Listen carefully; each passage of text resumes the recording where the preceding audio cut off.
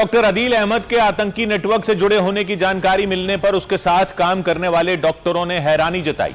वो यूपी में सहारनपुर के फेमस मेडिकेयर हॉस्पिटल नाम के अस्पताल में काम करता था। उसे दिल्ली धमाके से कुछ रोज पहले ही गिरफ्तार किया गया था और उसकी गिरफ्तारी की खबर मिलने पर उसके साथ काम करने वाले डॉक्टर भी हैरान रह गए। उनके मुताबिक उन्हें इस बात का अंदाजा भी नहीं था कि अदील का ताल्लुक किसी आतंकी संगठन से हो सकता है। कभी इस तरह की चीजें नहीं हुई, कभी कोई बहुत ज्यादा कोई गुस्सा नहीं करते थे, बड़ा विनम्र तरीके से बात करते थे। बताया गया कि सहारनपुर के फेमस मेडिकेयर नाम के अस्पताल में काम करने के दौरान डॉक्टर अदील पर कभी भी किसी कर्मचारी को शक नहीं हुआ था। अनंतनाग से आने के बाद डॉक्टर अदील ने पहले वी ब्रदर्स अस्पताल और फिर फेमस मेडिकेयर में नौकरी की थी और उसी अस्पताल में काम करने के दौरान डॉक्टर अदील को गिरफ्तार किया गया था।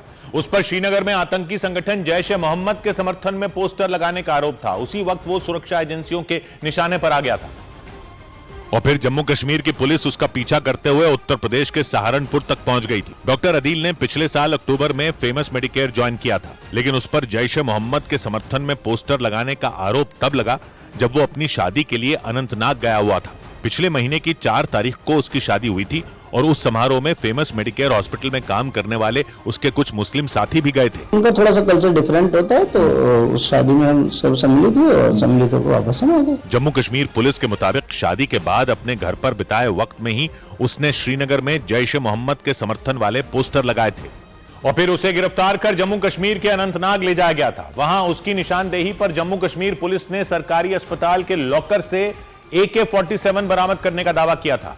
सहारनपुर आने से पहले डॉक्टर अदील अहमद उसी अस्पताल में काम करता था और पुलिस ने वहां से AK-47 राइफल बरामद करने के बाद उसके आतंकी नेटवर्क को खंगालना शुरू कर दिया था।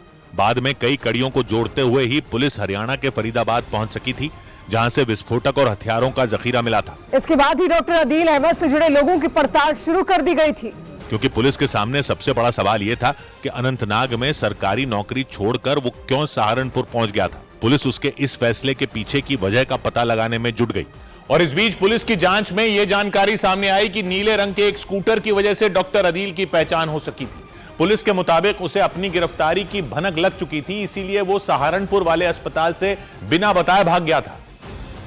यानी किसी को भी जानकारी नहीं थी कि डॉक्टर अदील अस्पताल से अचानक कहां गायब हो गया था। उसके बारे में सिर्फ यही पता था कि वो अस्पताल का स्कूटर लेकर निकला जो नीले रंग का था।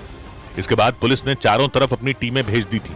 बताया गया कि सहारनपुर के सरसावा इलाके में एक ढाबे पर नीले रंग का वो स्कूटर नजर आया था और उस स्कूटर की वजह से ही डॉक्टर अदील की पहचान हो पाई थी। इसी स्कूटी से एक कर्मचारी को लेकर सरसावा तक पहुंचे, क्योंकि स्कूटी को वापस हॉस्पिटल को सौंपना था। पुलिस ने सहारनपुर के सरसावा इलाके से ही उसे गिरफ्तार कर लिया था। बताया गया कि वो पुलिस से बचकर अनंतनाग भागने की फिराक में था और सूत्रों के मुताबिक पुलिस जांच में यह भी पता चला कि डॉक्टर अदील के घर पर रात के वक्त आतंकियों की खुफिया बैठकें होती थी। जानकारी मिलते ही सुरक्षा एजेंसियां उसके संपर्क में आए लोगों की पहचान करने और उन तक पहुंचने में जुट गईं, ताकि पता चल सके कि इस आतंकी नेटवर्क में कितने लोग जुड़े हुए थे। मामले की जांच कर रही पुलिस के मुताबिक सहारनपुर में डॉक्टर अदील के घर पर रात के वक्त 8 से 10 संदिग्ध लोग आते थे। आशंका जताई गई कि वो अपने घर पर रोजाना रात को आतंकियों के साथ खुफिया बैठक करता था और इसकी जानकारी किसी को भी नहीं थी। डॉक्टर अदील सहारनपुर के कुतुब इलाके में बाबू बिहार मोहल्ले में रहता था।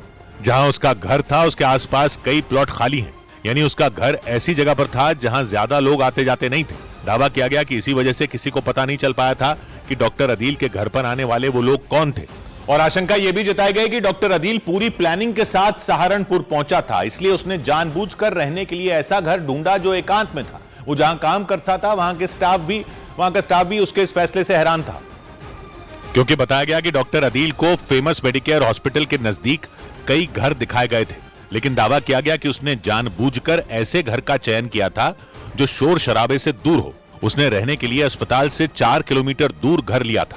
हमारे जादी साहब हैं, उन्होंने काफी रूम दिखाए तो उनको कोई रूम समझ में नहीं आया, क्योंकि फैमिली से होकर जाता था। वो एक ऐसी जगह देख रहे थे जो वहाँ पे वो शांति के साथ रह सके। माना जा रहा है कि ऐसा उसने इसलिए किया था ताकि कोई उसकी गतिविधियों पर नजर न रख सके। बाद में उसे गिरफ्तार करने के बाद पुलिस उसके घर पर भी पहुंची थी। वहां से कई सबूत इकट्ठा किए गए थे और खुफिया एजेंसियों के सूत्रों ने दावा किया कि सहारनपुर को नए आतंकियों की भर्ती करने और कमांड सेंटर बनाए जाने की तैयारी थी। माना जा रहा है कि डॉक्टर अदील अहमद इसी मकसद से अनंतनाग से सहारनपुर पहुंचा था और वो सहारनपुर में अपने इस मकसद को पूरा करने में जुटा था। खुफिया एजेंसियों के सूत्रों के मुताबिक आतंकी संगठन सहारनपुर को आतंकियों का मिनी रिक्रूटमेंट और कमांड सेंटर बनाना चाहते थे और इसे पूरा करने की जिम्मेदारी डॉक्टर अदील अहमद को दी गई थी। माना जा रहा है कि इसी वजह से वो अनंतनाग में सरकारी नौकरी छोड़कर सहारनपुर आया था। मोबाइल के थ्रू यह भी मिला है कि वह लगातार लोगों को जोड़ने में लगा था डॉक्टर आदिल। पुलिस की जांच में यह भी पता चला कि वहां के कई छात्र और डॉक्टर उसके संपर्क में थे और वो अक्सर डॉक्टर अदील से मिलने उसके घर पर जाया करते थे। और जांच में यह जानकारी भी मिली कि इसके लिए खास तौर पर सहारनपुर को ही चुना गया था। ऐसा इसलिए क्योंकि सहारनपुर में धार्मिक शिक्षा हासिल करने के लिए देश के कोने कोने से मुस्लिम छात्र आते हैं।